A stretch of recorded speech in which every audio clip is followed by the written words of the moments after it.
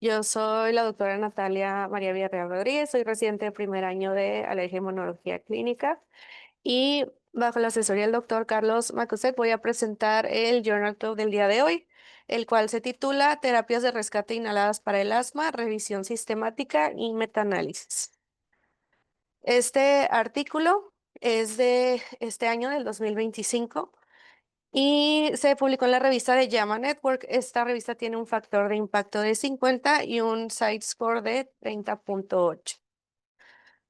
Los autores principales son el doctor Derek Chu y el doctor Daniel Reiner.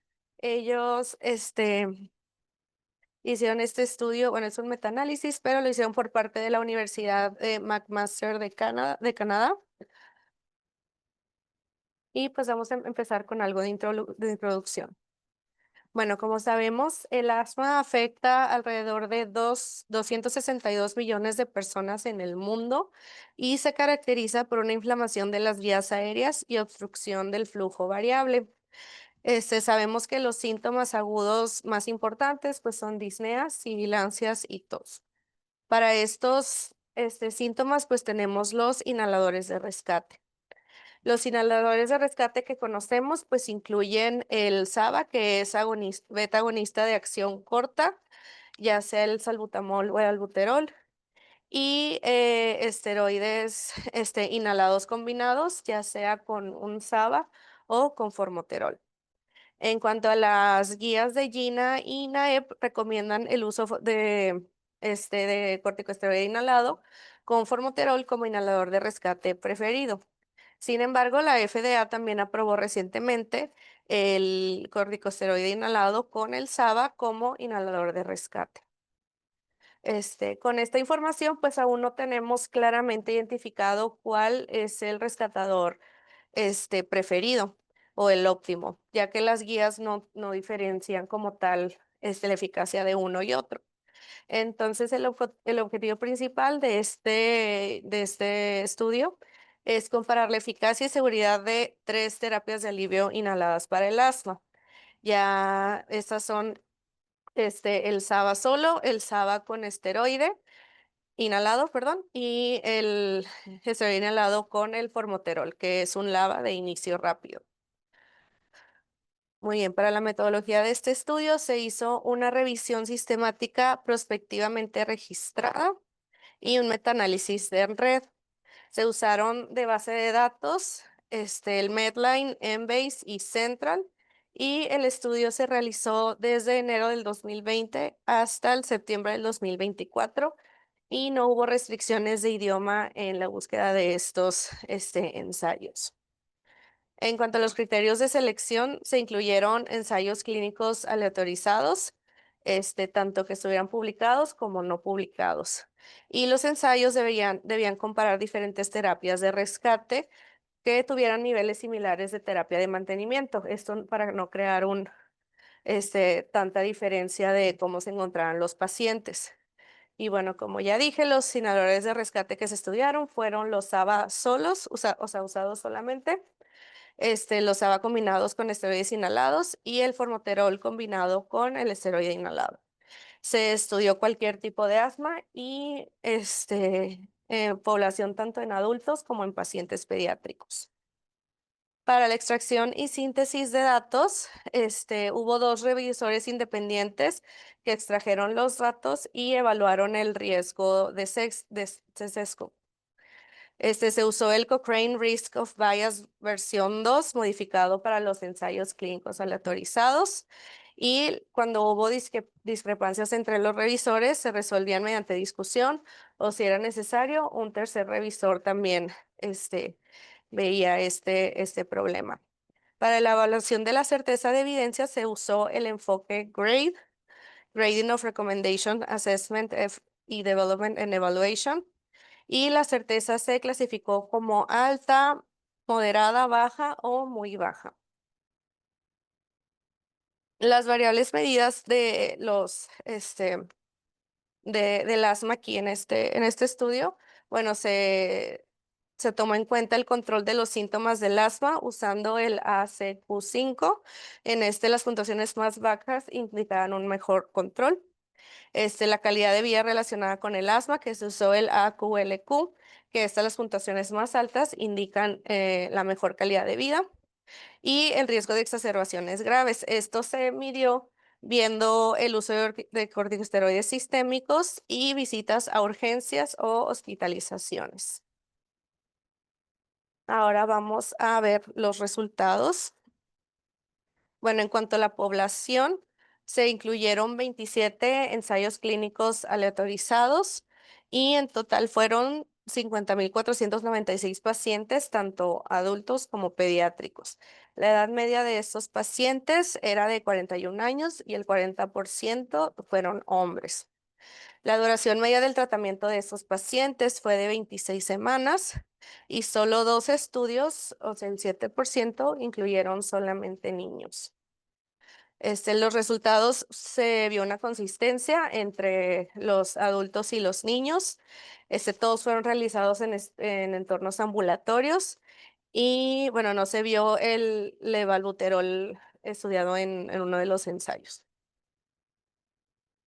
Para el riesgo de sesgo y certeza de la evidencia, fueron 138 evaluaciones realizadas.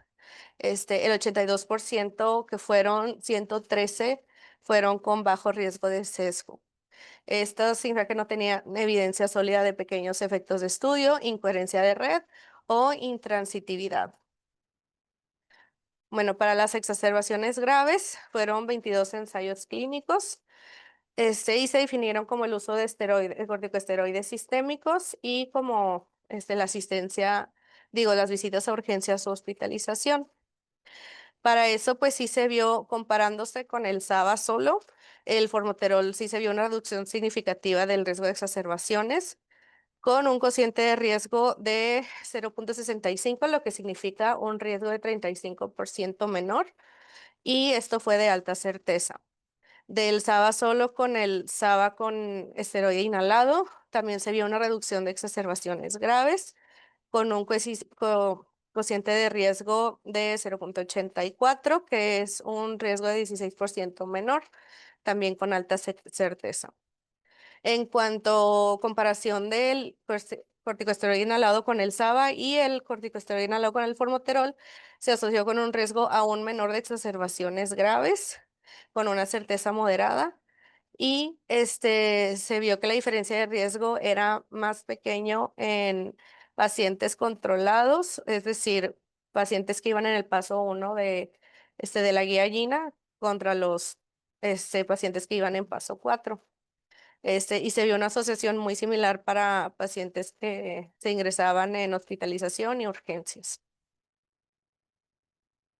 Bueno, en cuanto al control de síntomas, que es donde usamos el ACQ5, bueno, se usó el ACQ5, comparado el SABA solo con el formoterol con corticosteroide inhalado, sí hubo una mejora de control de síntomas. También con el SABA, con el corticosteroide inhalado, se vio este, una mejoría muy similar. Se describieron como efectos pequeños, y potencialmente poco importantes. Y en cuanto a el corticosteroide con el formoterol y el corticosteroide con el SABA, fue una poca o ninguna diferencia. En cuanto a la calidad de vida, sí mostraron las dos comparaciones con el SABA solo, es decir, el corticosteroide inhalado con el formoterol y con el SABA. Los dos mostraron una mejoría en la calidad de vida. Y también fueron unas mejoras pequeñas poco importantes. Y en cuanto a la comparación entre estos dos, igual fueron poca o ninguna diferencia. Bueno, en cuanto a la seguridad, los hallazgos de la revisión sí indicaron que no hubo un mayor riesgo de daño con los inhaladores, comparados, o sea, los efectos adversos graves. No se asociaron con riesgos de efectos adversos graves en comparación este, con el SABA, con el SABA solo. Y los principales eventos adversos que se llegaron a ver fueron, cardiovasculares o neumonías. En la mortalidad general no hubo diferencias significativas. Ahora, en cuanto a la discusión y conclusiones, tenemos, bueno, el resumen de los hallazgos fue que bueno, se revisaron 27 ensayos clínicos aleatorizados con alrededor de 50.496 pacientes y estos ensayos proporcionaron evidencia de alta calidad de que el corticosteroide inhalado con formoterol y el corticosteroide inhalado con SABA reducen exacerbaciones graves mejor que con el SABA usado solamente. Hubo mejoras modestas en el control de síntomas del asma. No hubo diferencias significativas en cuanto a los eventos adversos comparado con el SABA solo. Este, los inhaladores con corticosteroide, con el formoterol, se asoció con menores riesgos de exacerbaciones graves, más que los inhaladores el corticosteroide inhalado con el SABA. Y no hubo una asociación con una mejoría clara en cuanto a síntomas del asma o calidad de vida. En cuanto a comparaciones, en cuanto a este estudio comparado con revisiones previas, pues se vio que esta fue una búsqueda más completa en la que se incluyeron más ensayos clínicos que no se habían incluido en otros estudios. Incluye estudios recientes sobre el corticosteroide inhalado con el SABA, que ya recientemente fue aprobado por el FDA. Se compararon estrategias de rescate con mantenimiento similar y tuvo un enfoque en resultados importantes para el paciente y no se usó el ranking SUCRA por considerar baja validez. En cuanto a las limitaciones del estudio, no hubo una comparación directa en los ensayos que se encontraron en el corticosteroide inhalado con formoterol y con el SABA. Los resultados fueron compuestos. Muy pocos de los ensayos clínicos estudiaban los rescatadores por sí solos. Hubo una baja representación pediátrica, ya que solo 2 estudios fueron exclusivamente niños. El uso de hipertropio no fue reportado en estos ensayos. Y la evaluación del sesgo de publicación limitada por datos insuficientes. Bueno, y en cuanto a la conclusión, pues este metaanálisis en red de pacientes con asma, pues se concluyó que tanto el corticosteroide inhalado con formoterol y el corticosteroide inhalado con SABA se asociaron cada uno con una reducción de exacerbaciones del asma y con una mejora del control del asma en comparación con el SABA solo. Muchas gracias.